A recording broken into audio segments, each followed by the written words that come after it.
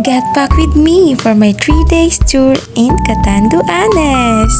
Haha! Dito sa nabili kong maleta, lahat dito ilalagay ang lahat ng pagmamahal ko sa iyo! So, this is my first time to go out of town. Out of town ba? I don't know. Nang mag-isa lang and walang kasamang parents and family. Kaya, shit, kinikilig ako!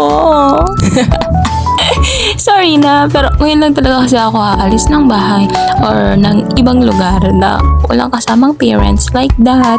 Sa April 11 yung uwi namin and babalik naman kami agad ng April 13 kasi 3 days lang naman kami sa Catanduanes for our tour. Kaya mag-impake na tayo! Ito lang naman yung dadalhin ko for 3 days lang naman. At dahil nga 3 days lang naman kami, kakaunti lang naman ang dadalhin kong damit para lang magkasya dito sa maliit na baggage ko na nabili sa LCC. Ang kinagandahan dito sa baggage na nabili ko is may lock na siya for your safety naman. Kasi diba, syempre, hindi naman natin maiwasan na kung meron naman tayong ka-roommates na malikot yung kamay, yung ganon, diba? So at least meron kang pagtataguan ng pera mo if ayaw mo siyang mawala sa paglibot-libot nyo sa taon na yon. Tsaka girls, pati ba yun na di? Magbakala ka mo kay Nita, magayunan talaga ang quality niya and daw pa ini ikatok ko dyan sa payo mo. Dahil di mararaot. Kaya if you are looking for a luggage na matibayon talaga, sa mga mall ka talaga pumunta. If gusto mo lang naman, hindi naman kita pinipilit. Tsaka maganda to mga dye kasi ikaw pwede pa mismong maglagay ng password mo na ikaw lang talaga nakakaalam.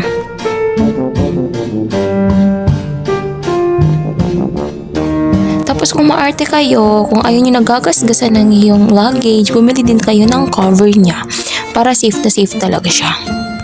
So sayang nga kasi bumili pa naman ako ng wheel protector ng luggage ko pero so sad kasi hindi siya makapasok dun sa wheel niya kasi yung wheel niya is hindi kagaya ng nabibili baga sa Shopee.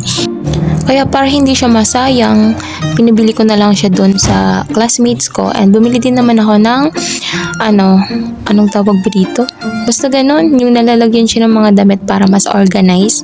Maganda to kasi 7 pieces na siya, may lalagyan na siya ng sapatos, ng mga makeup, ng mga anek-anek mo para hindi magulo yung luggage mo. So very convenient talaga to, lalo na may isang malaki siya na pwede mo malagyan ng mga malalaking clothes mo like coat. Kaya dito ko na lang ilalagay ang aking coat. Ito palang luggage ko na nabili from LCC is pinaka-small na siya. Hanggang ganyan lang sa akin. Hindi siya kalakihan, hindi siya kaliit. Very handy lang siyang dalhin. Hindi ka mahihirapan kagaya ng jowa mo na pinahirapan ka. And guys, if you are a tourism student, a first year student na kailangan mo ng luggage, siguro bilhin mo muna yung pinakamaliit lang muna. Kasi sa first year naman hindi ka naman masyadong magdadala ng mga madadaming gamit. At dahil island yung pupuntahan namin, magdadala din ako ng sleepers dito from TikTok lang naman yan. And bumili ako ng black dress from Shein. Kaso sad to say, hindi ko talaga siya magagamit kasi black coat na yung gamit namin and for the top is white top naman for the coat. Pero hindi naman siya masasayang kasi pwede ko naman siyang suotin for my birthday like that. Char! My birthday pa!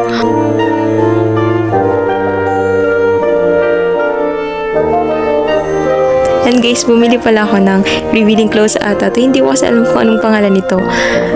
Maganda siya, pang summer siya. Nakakilig nga eh. Yee! Gusto ko sana siyang suotin for our second day sa tour. Kaso, para kasi siyang revealing dito. Kahit ano na. Okay na yan. Sayang din naman kasi yung pera. Kung hindi naman susuotin, di sayang naman, diba? Alam nyo guys, habang nag-ayos ako ng mga gamit ko, sobrang saya ko. Kasi alam mo yun, dati napapanood ko lang to sa mga mini vlog ng ibang tao. Tapos ngayon, ako na yung gumagawa. It is achievement for me. Sarap lang pagmasdan, no? Habang nag-edit ako, naiiyak na ako eh. balik sa pagtupi. Bago ko siya tinupi, pinagplansya ko muna isa-isa para kung susuotin ko man, hindi na ako magpaplansya. Tapos yung pag ko ng iba, pagtupi ko ng ibang damit is parol na lang siya para hindi siya magusot-gusot. And syempre, ang pinakawag dapat nating kinakalimutan sa pag-travel ay yung mga medicine natin.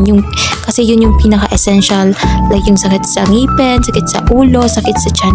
Kasi hindi tayo inaasahan na pangyayari, diba? Dapat always ready tayo. Pero alam nyo guys, sa totoo lang, sobrang nasasayangan ako dun sa pera na binayad ko para sa tour namin.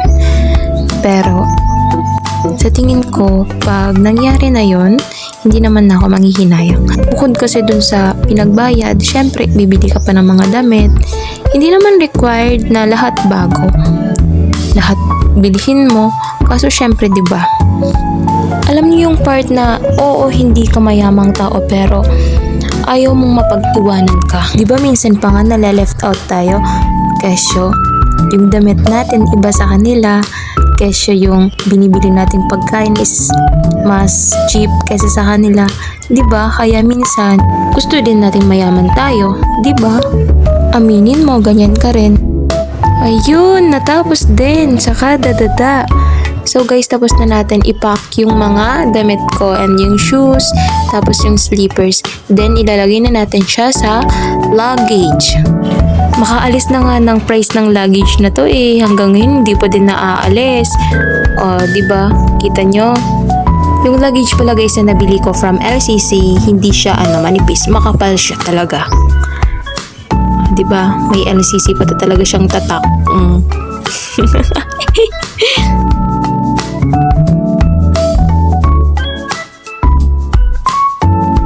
And malawak naman yung compartment niya sa loob.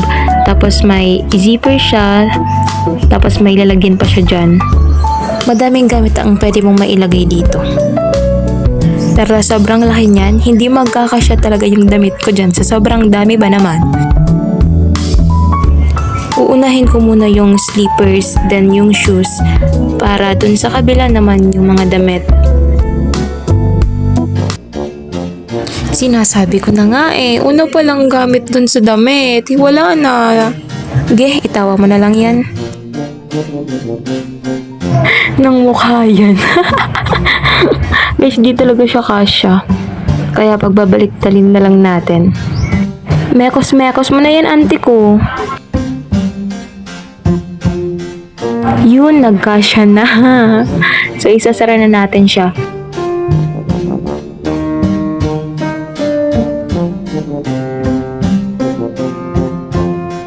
Patapos na rin ako. Ay shit, meron pa palang isa. Tama lang naman yung dinala kong damit. Hindi naman ako nagpasobra. Wala naman akong unan. Wala naman akong kumot.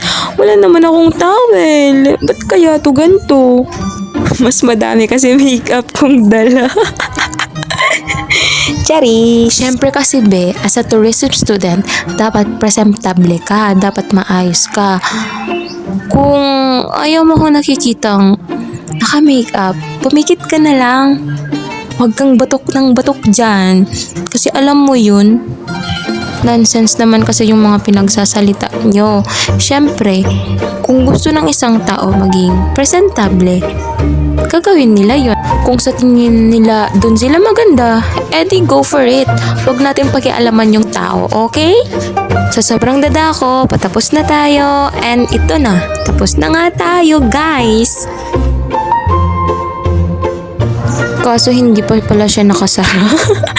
O, diba? Sinasabi ko sa inyo, ang dami talaga, ate ko. Tama lang naman yung dinala ko. Wala naman akong dalang ibang gamit. Siguro ko yung sapatos lang talaga tapos yung tsinelas, yung Oh my, umuulan na. So, ito na guys. Tapos na tayo. And ito na, nung kasama na yung cover niya na purple. Diba? Ang ganda. Bili na kayo guys. Para same tayo. At umuulan na. May pandesal pa. Thank you. Bye-bye.